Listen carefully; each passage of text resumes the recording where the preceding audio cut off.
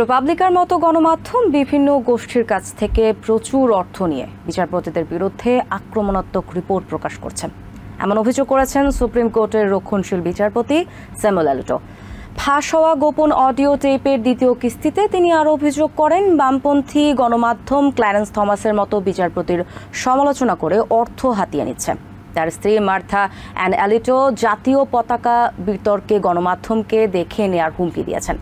প্রগতিশীল অধিকার কর্মী লরেন উইন্ডসরের রেকর্ডে এই তথ্য জানা গেছে। গোপনে বিচারপতিদের কথাবার্তা রেকর্ডের প্রতিবাদ জানিয়েছেন রিপাবলিকান সেনেটর জন কর্নিন। তার মতে উচ্চ আদালতের অভিভাবকদের হয়রানি করতেই এমন উদ্যোগ নেওয়া হয়েছে।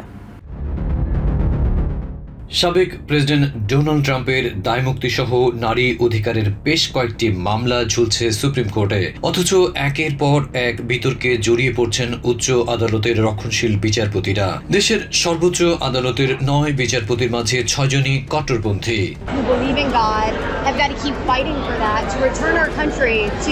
বর্ষিয়ান ক্ল্যারেন্স থমাসের বিলাসী উপহারের পর জাতীয় পতাকা বিতর্কে জড়িয়ে পড়েন আরেক রক্ষণশীল বিচারপতি স্যামুয়েল অ্যালিটো। যদিও স্ত্রীর কাঁধে এর দায় চাপিয়েছেন তিনি, কিন্তু গত সপ্তাহে সুপ্রিম কোর্ট হিস্টোরিক্যাল সোসাইটির বার্ষিক নৈশভোজে এলিটোর খ্রিস্টান জাতীয়তাবাদের বিষয়টি সামনে চলে আসে।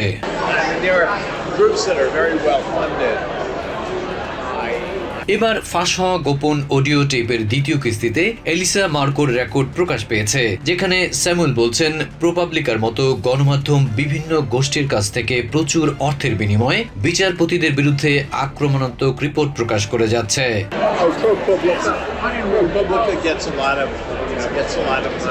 বামধারার মিডিয়া ক্ল্যারেন্স থমাসের মতো বর্ষিয়ান বিচারপতিকে সমালোচনায় বিদ্ধ করে অর্থ হাতিয়ে নিচ্ছে বলে অভিযোগ তুলেছেন অ্যালিটো।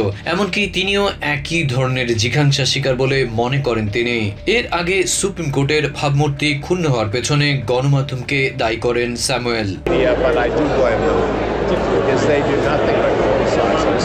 অন্যদিকে তার স্ত্রী মার্থা অ্যান অ্যালিটো জাতীয় পতাকা বিতর্কে গণমাধ্যমকে দেখে নেওয়ার হুমকি দিয়েছেন, যা উঠে এসেছে প্রগ্রেসিভ অ্যাক্টিভিস্ট লরেন উইন্ডসরের রেকর্ডে।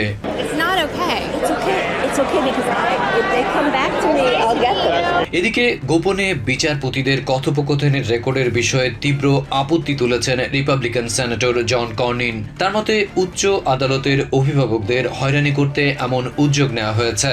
This morning, Senator John Cornyn said the Alito recording was part of a, and I'm quoting here. তবে আইন বিশেষজ্ঞরা বলছেন তথ্য সংগ্রহের প্রক্রিয়া নিয়ে বিতর্ক থাকতে পারে, কিন্তু বিচারপতি অ্যালিটো যেভাবে অপরিচিত ব্যক্তির কাছে নিজের কট্টর মনোভাব প্রকাশ করেছেন, তাতে বোঝা যায় সুপ্রিম কোর্টের ভাবমূর্তি ধরে রাখার মতো আদর্শ লালন করেন না তিনি। He's willing to be this free and to go this far in that format. We have to be very concerned. You know, we can't know what he's doing behind the scenes, but he should be more aggressive.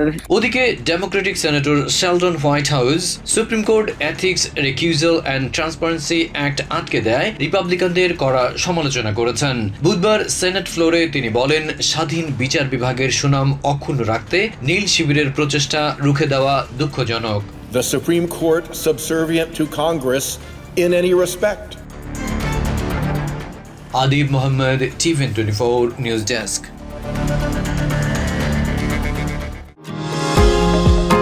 New York থেকে সম্প্রচারিত TVN24 television বিশ্বজুড়ে বাঙালির কণ্ঠস্বর।